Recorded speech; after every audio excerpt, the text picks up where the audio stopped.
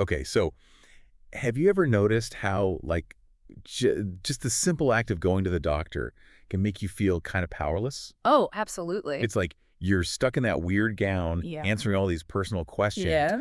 and suddenly you're not just you anymore. You're Right. like a patient. You become like this body being examined. Exactly.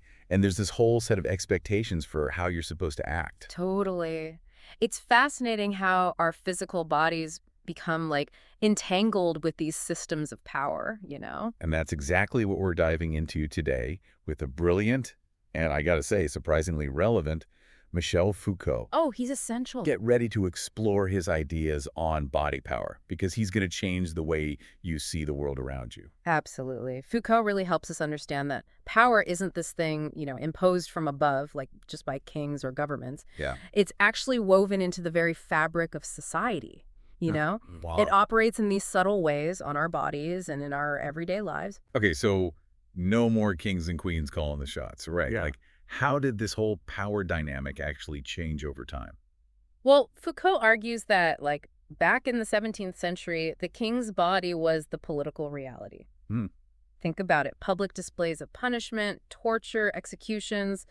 It was all about showing off the monarch's absolute power. Yeah, makes sense. But then as you move into the 19th century, that focus kind of shifted to the social body, the population as a whole. So instead of just, like, publicly punishing individuals, power became more about, what, controlling everyone? Exactly, controlling the masses. And how did they do that? The methods changed, right? So instead of public executions, you start to see things like quarantine to control disease, or even eugenics, which aim to, like, improve the population through selective breeding. Hold on, improve the population. That sounds a little, I don't know. Yeah, it gets a little creepy, right? Yeah, it does. That's the thing about power. It often hides behind good intentions. Right. These new methods, they were presented as more humane, more scientific, but were they really? I mean, they still exerted control over bodies. It's in a less obvious way. Exactly. Less visible, more insidious. Okay, so less about the iron fist and more about, like, invisible strings controlling society. A perfect way to put it. I'm starting to see where this is going. Tell me more. Yeah, it's wild, right? Trading iron shackles for, like, invisible strings? So how do those invisible strings actually work? How do we go from, like, chopping off heads in the public square to controlling whole populations? Well, Foucault says this new form of power, it works through what he calls the investment of the body. Okay. And it's not just about, like, outside forces controlling us, Oh, yeah. but about us, like, internalizing that discipline ourselves. Okay, so it's less about someone telling us what to do and more about us, like, just accepting those expectations. Yes, precisely. Think about it like gym culture today. Right. All the pressure to have that perfect body, the constant self-improvement stuff, those are always we're disciplining ourselves, To right? fit in. To conform, exactly, to these societal norms, even though we might not even realize it's happening. It's like those norms, they become part of us. Yes. Almost like we're policing ourselves. Exactly. And Foucault even says, like, our anxieties, our desires, Yeah. those are shaped by this whole interplay of power and discipline, too.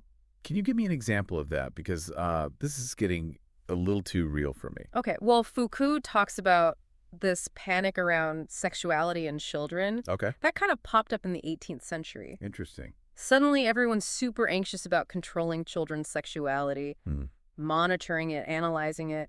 And it's not about liberation, right? No. It's about regulation, control. It's about shaping how people understand their own bodies and desires. So we create these problems almost. Yeah. To have more control. I mean, it's not always that intentional or calculated, but you're definitely picking up on something crucial here. Foucault wants us to see how power, surveillance, knowledge, they're all tangled up together, Right. shaping our experiences, how we see ourselves, the whole deal. Okay, so how does Marxism play into this? Because wasn't Foucault writing at a time when a lot of thinkers were really focused on the state, like the government being that ultimate power structure? Right. And Foucault agreed that the state, yeah, it's a major player, but he felt like traditional Marxism, so focused on class struggle, Yeah.